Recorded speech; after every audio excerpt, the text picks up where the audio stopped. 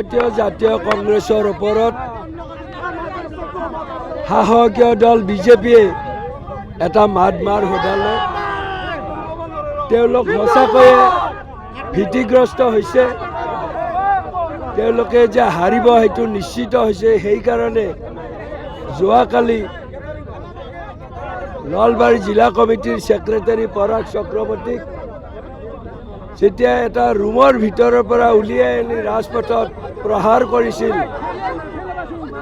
আৰু তেওঁক কোনো ধৰণৰ চিকিৎসাৰ ব্যৱস্থা কৰা নাছিল, সেই সময়ত আমি আহি থানাত যেতিয়া ওলাই আহিলোঁ, থানাত যেতিয়া অ'চিৰ লগত যোগাযোগ কৰিছোঁ, তেতিয়া তেওঁৰ ওপৰত চিকিৎসা কৰিব দূৰৰ কথা আৰু তেওঁকে থানাত সোমাই থ'লে। আৰু এই কথাটোৰ আমি প্ৰতিবাদ কৰোঁতে আমাকো 11জনক পৰাগ চক্ৰৱৰ্তীৰ সৈতে 12জনক আমাক থানাত বহুৱাই থ'লে গোটেই ৰাতি। আৰু এতিয়া আপোনালোকৰ সন্মুখত আহিছোঁ। এইটো তেওঁলোকৰ এটা নিৰ্বাচনী কৌশল। আমাক এটা দিন সম্পূৰ্ণ কাৰাৰুদ্ধ কৰি থৈ তেওঁলোকৰ নিৰ্বাচনী বৈতৰণি পাৰ কৰাৰ যিটো প্ৰক্ৰিয়া, গণতন্ত্ৰক হত্যা কৰাৰ যিটো মূল মন্ত্ৰ, সেইটো প্ৰকট কৰি দেখুৱাইছে।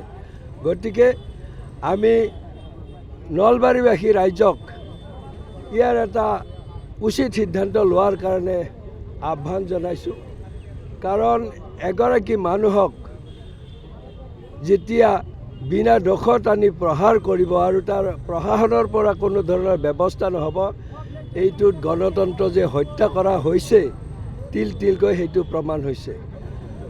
আমি থানাৰ দুৱাৰমুখত আমি প্ৰতিবাদ কৰোঁতে আমাক এৰেষ্ট কৰিছে, কিন্তু অতি দুৰ্ভাগ্যজনক কথা, থানাৰ ভিতৰত অ'চি আৰু এডিশ্যনেল SP থকাৰ মুহূৰ্তত বিজেপিৰ কিছুমান পালি নেতাই বিজেপি জিন্দাবাদ ভাৰত মাতা শ্লোগান দিয়ে।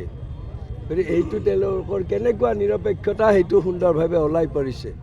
গতিকে আমি দেখিছোঁ যে এই ধুৰন্ধৰ মিছলীয়া হিমন্ত বিশ্ব শৰ্মাৰ শাসনকালত ইয়াত নিৰপেক্ষ বা গণতন্ত্ৰ বুলি কোনো ব্যৱস্থা নাই।